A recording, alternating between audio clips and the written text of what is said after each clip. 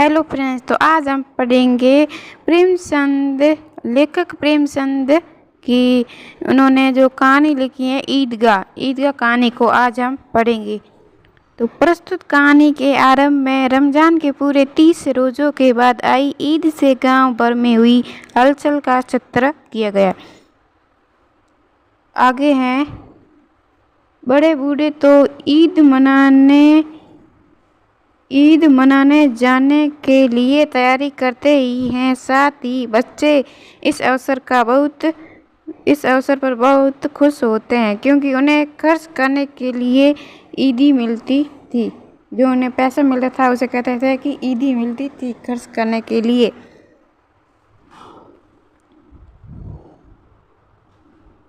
हामिद, गांव का एक बालक हामिद अनाथ था। वो अपनी बूढ़ी दादी अमीना के साथ रहता था। अमीना उसे ये कहकर बतलाती थी कि तेरे अब्बा जान रुपए कमाने गए हैं और अम्मी जान अला मियाँ के घर अच्छी अच्छी चीज़ें लाने गई है। हामिद ये कल्पना करके प्रसन्न होता था कि वह अब्बा जान के रुपए से भरी थैलियाँ और अम्मी जान की तोहफे उपहार लेकर आने पर वो दिल के अरमान निकाल लेगा। हामिद की बूढ़ी गरीब दादी अमीना ईद आने पर कटोरी में रोती थी। उसके बेटे हामिद को मरे तो बहुत दिन हो गए थे, किंतु ईद के दिन अपनी अभावग्रस्त स्थिति के कारण उसे हामिद के बारे में सोचकर विशेष दुख होता था। वो सोचती थी कि हामिद होता तो क्या इसी तरह ईद और चली जाती। अमीना के घर ईद मनाने के लिए कुछ नहीं था, यहाँ तक कि उसके पास अन्न का दाना भी न था।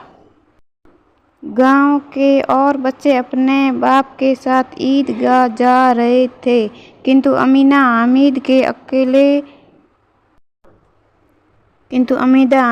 अकेले जाने के कारण चिंतित थी। उसे डर था कि बालक मेले की भीड़ भाड़ में कहीं खो न जाए। छोटा सा हामिद 3 कोस पैदल जाएगा तो उसके पैरों में छाले पड़ जाएंगे। उसके पास जूते भी नहीं हैं। ये सोचकर अमीना दुखी और चिंतित थी। हामिद और उसके साथी रास्ते में चले जा रहे थे। कभी वे दौड़ते और कभी पीछे रह गए साथियों का इंतजार करते। सड़क के दोनों ओर पक्की चार दीवारी से घिरे हुए अमीरों के बगीचे में फलदार पेड़ थे। उन्हें देखकर कोई बालक कंकड़ी उठाकर निशाना लगा देता और बच्चे माली को गाली देते देखकर कुछ दूर भागकर खूब हंसते।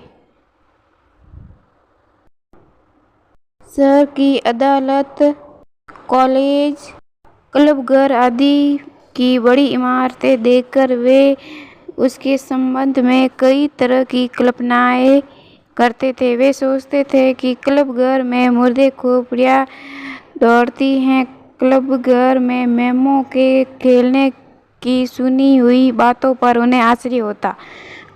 हलवाई की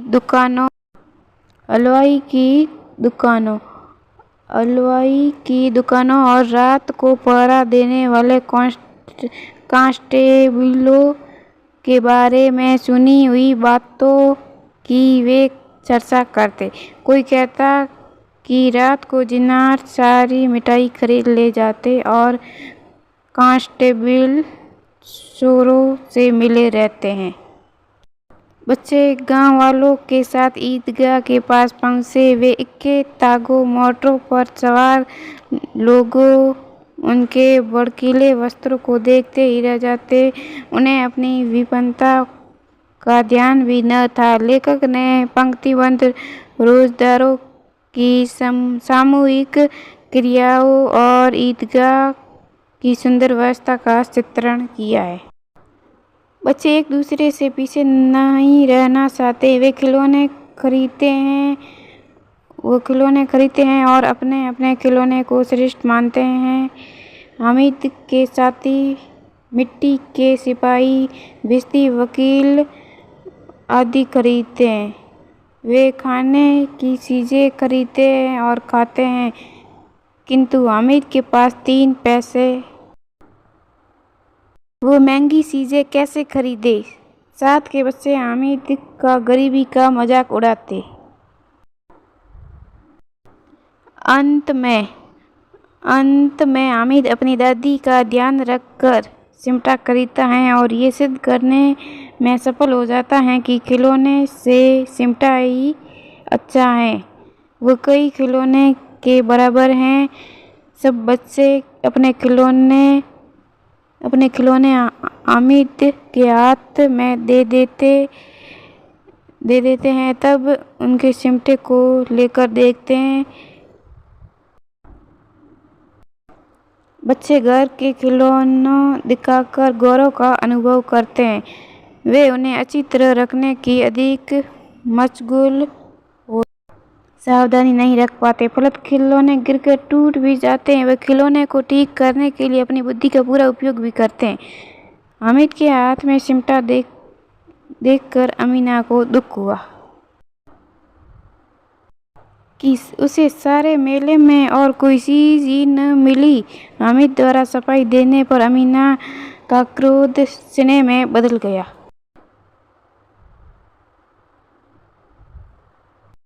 हामिद के सद्भाव को देखकर वो गदगद हो गई। अंततः वो रोती जाती और हामिद को दुआ देती जाती। हामिद अपनी दादी के ऐसे व्यवहार का रहस्य नहीं जान सका। वीडियो पसंद आई तो लाइक एंड सब्सक्राइब भी कर देना। धन्यवाद।